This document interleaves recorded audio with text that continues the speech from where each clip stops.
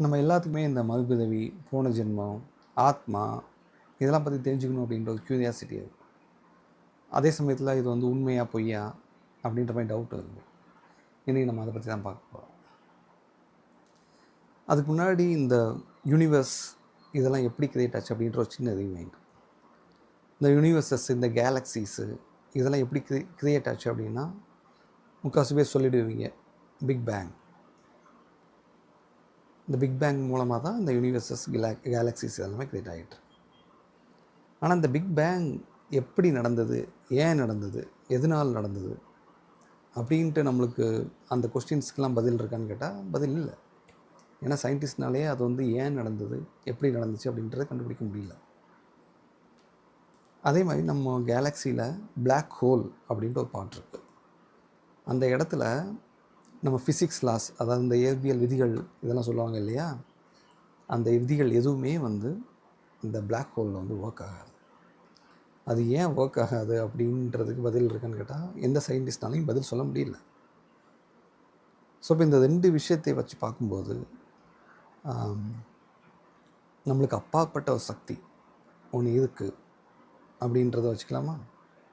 So அதை வந்து நம்ம என்ன சொல்கிறோம் அப்படின்னா சுப்ரீம் பவர் அப்படின்ற மாதிரி சொல்லலாம், இல்லை அல்டிமேட் கான்ஷியஸ்னஸ், இல்லை கடவுள், இல்லை வந்து டிஃப்ரெண்ட் ரிலீஜியன்ஸில் டிஃப்ரெண்ட் நேம் வச்சு சொல்லலாம். ஸோ இது எல்லாரும் ஒவ்வொருத்தங்களும் அவங்கவுங்க நேம், ஏதோ ஒரு நேம் வந்து வச்சுக்கிட்டோம். பட் நம்மளுக்கு மெயினாக ஒரு பவர் ஒன்று இருக்குது அப்படின்றது வந்து நம்ம வந்து கன்க்ளூட் பண்ணிக்கலாம் இல்லையா? ஸோ இதுக்கப்புறம் நம்மளோட பூமிக்கு, ஸோ இந்த சன்லேருந்து தான் பூமி, மற்ற பிளானட்ஸு, இந்த பூமியிலேருந்து நிலா இது எல்லாமே க்ரியேட் ஆச்சு. அதுக்கப்புறம் வந்து பல கோடி வருஷமாக வந்துட்டு கேஸு இதெல்லாம் வந்து கூலாகி மழை பெஞ்சு அதுக்கப்புறம் வந்து ஒரு செல் உயிரினம், டிஃப்ரெண்ட் ஸ்பீசஸ்லாம் வந்துச்சு. அப்புறம் டைனோசர் வந்துச்சு, டைனோசர் அதை அழிஞ்சு போச்சு. அதுக்கப்புறம் மறுபடியும் டிஃப்ரெண்ட் ஸ்பீசஸ் வந்து க்ரியேட் ஆச்சு. ஃபைனலாக வந்து மனுஷனும் வந்து அதில் வந்து ஒன் ஆஃப் த ஸ்பீசஸாக வந்து வந்தான். இந்த எல்லா ஸ்பீசஸ்லையும் இந்த சுப்ரீம் பவரோட ஒரு பார்ட் இருக்குது. அந்த பார்ட் அதுதான் சோல், இல்லை ஆத்மா அப்படின்னு சொல்லலாம். இந்த சோல், இந்த ஆத்மா அப்படின்றது வந்து எல்லா ஸ்பீசஸ்லையும் இருக்குது.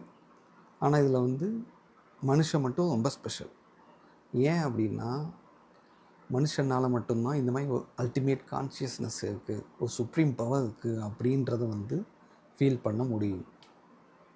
இதே தான் ஔவையார் சொல்லியிருக்காங்க, மானிடதாய் பிறத்தல இது அப்படின்ற சொல்லியிருக்காங்க இல்லையா? ஏன்னா மனுஷனால் மட்டும்தான் அந்த சோல், இதோட பர்பஸ் என்ன அப்படின்றத கண்டுபிடிச்சி அதை வந்து சால்வ் பண்ணி, அதை அந்த ஜென்மத்தில் வந்து சால்வ் பண்ணி அந்த சுப்ரீம் பவரை வந்து ரீச் பண்ண முடியும். அடுத்த ஜென்மம் வந்து இல்லாமல் ஆக்கணும் அப்படின்னா அந்த சோலோட பர்பஸ் வந்து சால்வ் ஆகணும்.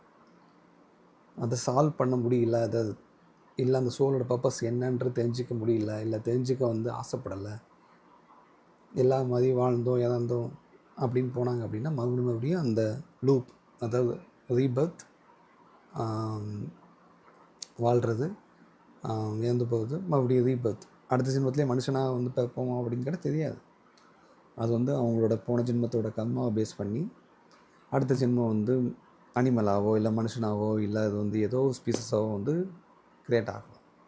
ஆனால் மறுபடியும் மனுஷனாக எப்போ க்ரியேட் ஆகிறானோ அப்போ தான் வந்து அந்த சோல் பர்பஸை வந்து கண்டுபிடிச்சி சால்வ் பண்ணால் மட்டும்தான் அந்த சுப்ரீம் பவரை ரீச் பண்ண முடியும்.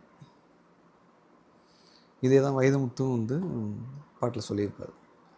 வாழ்க்கையின் வேர்களோ மிக ரகசியமானது, ரகசியம் காண்பதே நம் அவசியமானது, தேடல் உள்ள உயிர்களுக்கே தினமும் பசி இருக்கும், தேடல் என்பது உள்ளவரை வாழ்வில் ருசி இருக்கும், அட பாடல் போல தேடல் கூட ஒரு சுகமே.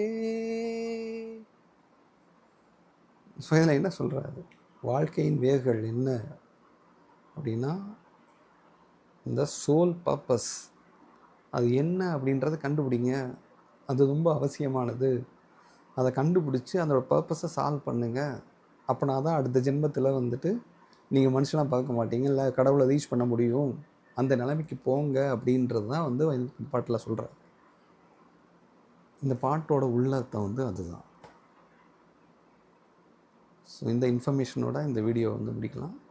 நம்ம அப்கமிங் வீடியோஸில் நிறைய டாபிக்ஸ் டிஸ்கஸ் பண்ணுவோம். Spirituality, mind versus reality, infinite realities, 3 doshas, 3 gunas, self realization, enlightenment, இது எல்லாத்தையும் பற்றி டிஸ்கஸ் பண்ணுவோம்.